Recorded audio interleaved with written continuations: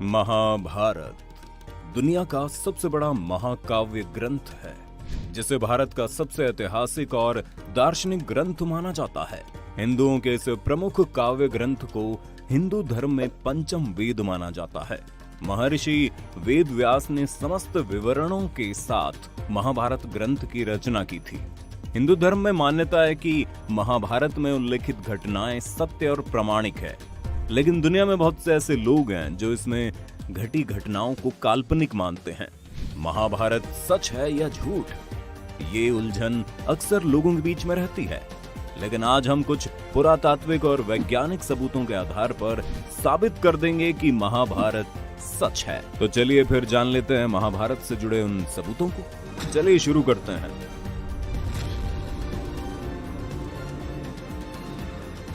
कुरुक्षेत्र की लाल मिट्टी।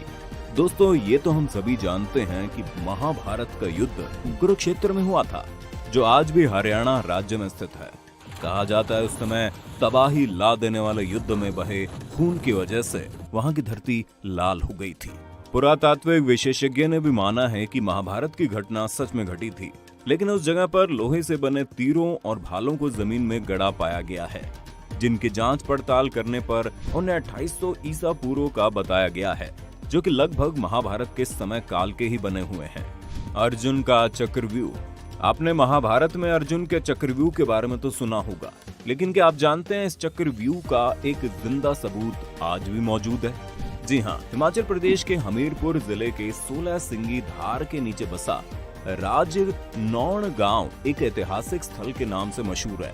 यहाँ पर पांडव अज्ञातवास के दौरान रुके थे।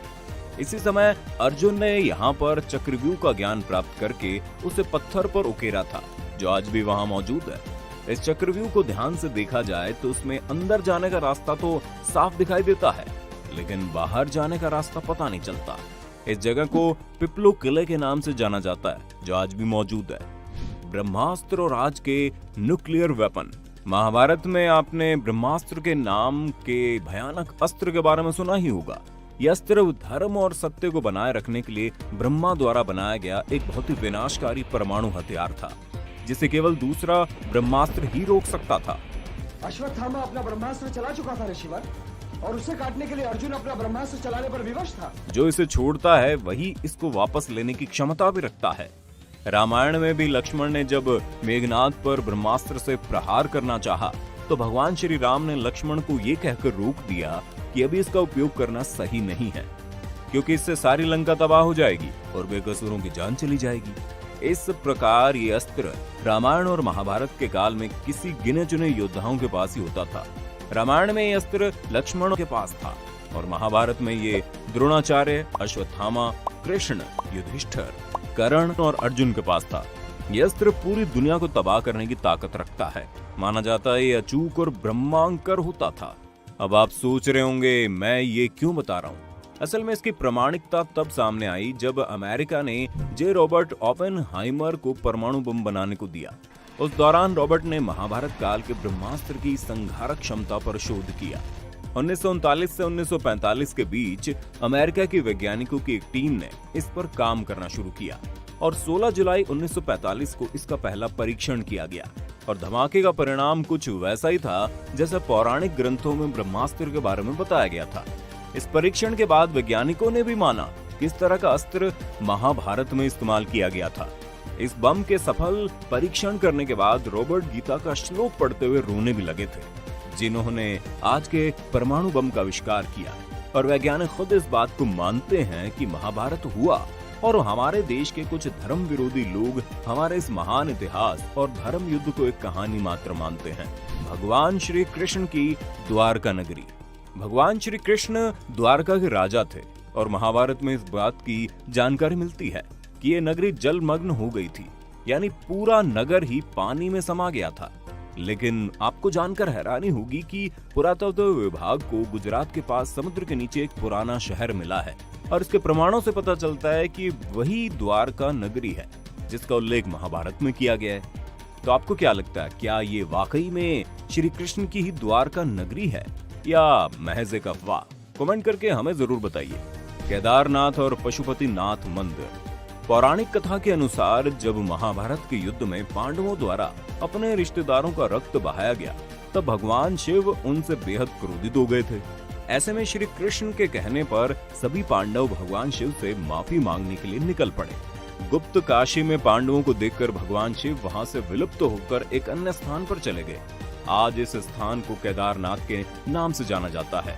शिव का पीछा करते हुए पांडव केदारनाथ भी पहुंच गए, लेकिन भगवान शिव उनके आने से पहले ही भैंस का रूप लेकर वहां खड़े भैंसों के झुंड में शामिल हो गए।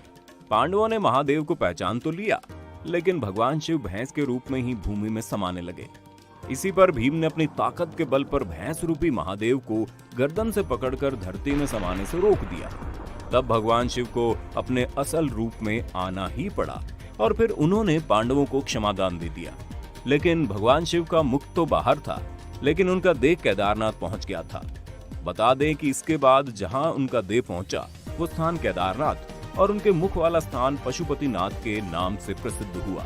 ये दोनों मंदिर आज भी वहीं मौजूद है, और अगर ये मंदिर हैं तो फिर महाभारत भी हुआ था। लाक्षागृह। महाभारत काल में लाक्षागृह की भी महत्वपूर्ण भूमिका मानी गई है, क्योंकि कौरवों ने पांडवों के लिए लाक्षागृह बनवाया था, जिसमें उन्हें जलाने की साजिश रची गई थी। लेकिन सुरंग के माध्यम से पांडव निकलकर बाहर आ गए थे। कहते हैं कि आज भी ये सुरंग उत्तर प्रदेश के बरनावा नामक स्थान पर मौजूद है। महारथी कर्ण का अंग राज्य। कुंती के सबसे बड़े बेटे दानवीर कर्ण अंग देश के राजा थे, जो उनको दुर्योधन द्वारा उपहार स्वरूप भेंट किया गया था। उस समय का अंग देश आज उत्तर प्रदेश के गोंडा जिले के नाम से जाना जाता है। साथ ही जरासंध द्वारा अपने राज्य के कुछ हिस्सों को कर्ण को दिए जाने की बात भी कही जाती है, जो आज बिहार के मुंगेर और भागलपुर जिले के नाम से जाने जाते हैं। इन स्थानों में कितनी सच्चाई है, इसका अंदाजा आप इसी बात से लगा सकते हैं कि इन राज्यों का स्थान आज भी वही है जहां कल था, और इन्हें चाहकर भी बदला नहीं जा सकता है। गीता। ना किसी के मरने का शोक करो, ना किसी के साथ नाता टूटने का दुख मानो। वैसे भी मेरी माया इतनी प्रबल है अर्जुन, कि जिन्हें तू समझता है कि तेरी मृत्यु के बाद शोक करेंगे, सारा जीवन रोते रहेंगे, वो भी असत्य है। मित्र 4 दिन रोता है, भाई 10 दिन रोता है, पत्नी उससे अधिक रोती है, माता सबसे अधिक समय तक रोती है, परंतु सबके आंसू धीरे धीरे सूख जाते हैं और उन आंखों में फिर से नए नए सपनों की रोशनी चमकने लगती है। हिंदू धर्म में प्रमुख ग्रंथ के तौर पर भगवत गीता को देखा जाता है। आपने अगर कभी गीता पढ़ी होगी तो आप ये बात अच्छी तरह से जानते होंगे कि गीता के वचन कोई सामान्य व्यक्ति नहीं लिख सकता है। ये बात तो सभी जानते हैं कि गीता के वचनों को श्री कृष्ण ने महाभारत में अर्जुन को सुनाया था, और अर्जुन थे तो फिर भी पांडव, और पांडव थे तो फिर महाभारत भी हुआ था। दोस्तों, वैज्ञानिक खुद इस बात को मानते हैं कि महाभारत हुआ, और हमारे देश के कुछ धर्म विरोधी लोग हमारे इस महान इतिहास और धर्म ग्रंथ को एक कहानी मात्र मानते हैं। ये सबूत उन तमाम लोगों के लिए हैं जो इसे महज एक कहानी मानते हैं। आपको क्या लगता है, ये कहानी है या हकीकत? हमें कमेंट में बताइए। अगर आज की ये वीडियो आपको पसंद आई हो तो इसे लाइक करने के साथ साथ अपने दोस्तों और रिश्तेदारों के साथ शेयर जरूर कर दें। अगर आप ये वीडियो YouTube पर देख रहे हैं तो चैनल को सब्सक्राइब करके बेल आइकन दबा दें, और अगर Facebook पर आप ये वीडियो देख रहे हैं तो Facebook पेज को जल्दी से लाइक करें। फिलहाल के लिए इतना ही। अभी के लिए हमें दीजिए इजाजत। आपसे मुलाकात होगी अगले वीडियो में। शुक्रिया।